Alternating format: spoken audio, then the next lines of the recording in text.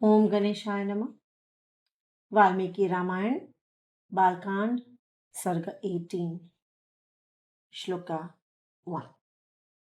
When that sacrifice, the horse sacrifice of the high souled king, had been completed, the immortals received their respective shares and returned by the way they had come. Shloka 2.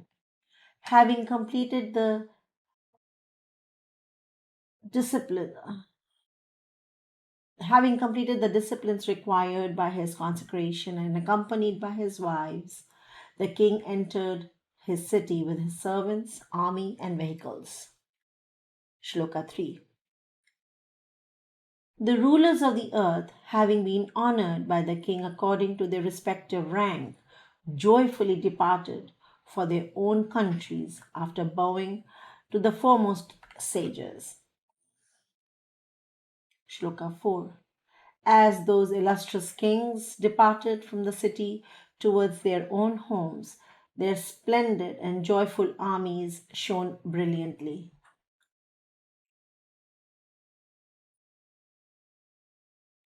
Shloka 5. After the rulers of the earth had departed, King Dashrath once again entered his glorious city, placing the foremost Brahmins at the head of the procession. Shloka 6. Having been greatly honored, Rishashinga departed together with Shanta. The wise king and his accompanying retinue escorted him out of his way.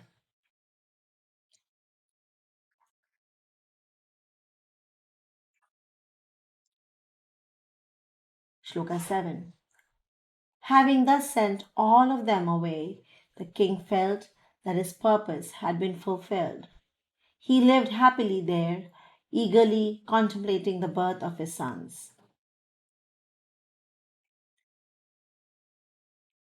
After Shloka 8, after the sacrifice had been completed, 6 seasons passed. Then, in the 12th month, on the 9th lunar day of the month of Chaitra, Chaitra is basically March, April. Shloka 9, when the constellation governed by Aditi was ascendant and 5 planets stood in their exalted positions, when Cancer was rising and Jupiter was joined with the moon. Um, Shloka 10. As the Lord of the universe, revered by all the worlds, was manifesting himself, Kaushalya gave birth to Ram, who was endowed with divine marks. Um, Taking a little detour, Shloka 8 through 10 um, actually gives exact timing of the birth. It gives us the astronomical positioning and alignment of the planets and stars, something that astronomers might use to figure out the exact or at least the approximate date of the birth. Valmiki goes on to give all those extra details of the exact timing of the birth for the rest of the boys too. Shloka 11. Also, before I go into the next shloka, um, in shloka 9, we get the word constellation governed by Aditi. Aditi is an ancient Hindu goddess in the Vedas, revered as the Deva Mata. She is the mother of all the celestial bodies.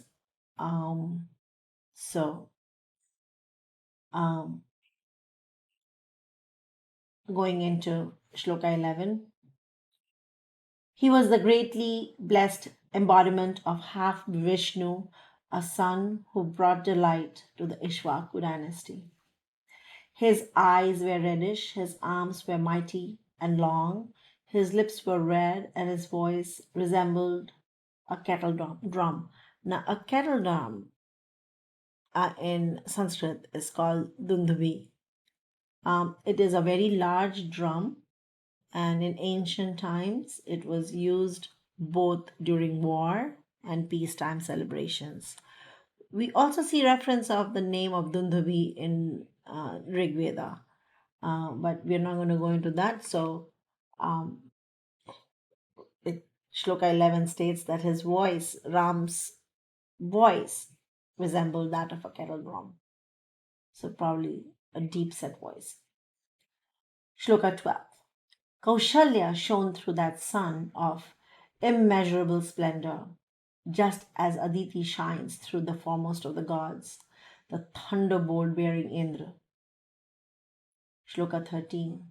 Through Kaikeyi was born Bharat, whose valor was genuine and unfailing. He directly embodied one quarter of Vishnu and was endowed with every virtue. Shloka 14. Then Sumitra gave birth to two sons, Lakshman and Shatrughna. Both were heroic, skilled in every weapon, and together endowed with further portions of Vishnu.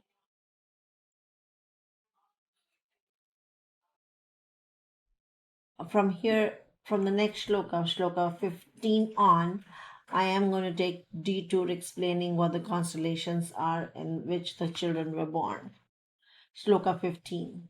The cheerful minded Bharat was born under the constellation Pushya. Now, Pushya is the eighth lunar nakshatra in Indian astronomy and astrology. Uh, it is a zodiac sign of Cancer, and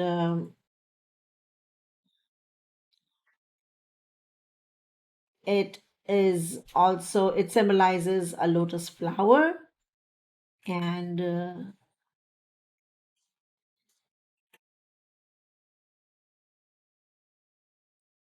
that's about it. Um, so again, reading the first line, the cheerful, that's the sloka 15. The cheerful minded Bharat was born under the constellation Pushya with Pisces rising. The two sons of Sumitra were born under the serpent governed constellation Ashlesha when the sun had risen in Cancer. Now, Ashlesha is the ninth of the 27 lunar nakshatra in Vedic astronomy and astrology. In modern constellation, it's called the Hydra.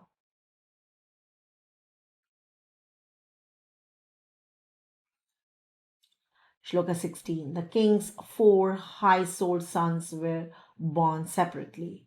They were virtuous, resembled one another, and shone like the stars of Proshtapada constellation. Now, Proshtapada is our pair of lunar nakshatra in Indian astronomy and astrology. They correspond to the 25th and the 26th lunar house, which is the Purva Bhadrapada and the Uttara Bhadrapada. In modern Western astronomy, the principal stars that map to that constellation are Pegasus and Andromeda.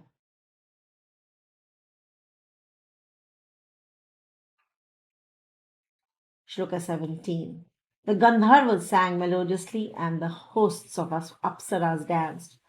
The celestial drums, which is the Deva Dundhubi, resounded and the shower of flowers fell from the sky. Shloka 18. A great and crowded festival arose throughout Ayodhya. The streets were filled with people and thronged with actors and dancers. Shloka 19. The roads resounded with singers and with many kinds of instrumental music. Those broad streets appeared splendid, adorned with every kind of jewel. Shloka 20.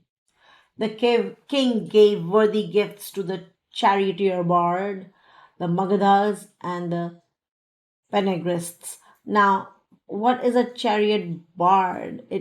They are traditional um, people who are basically singers who are of mixed heritage.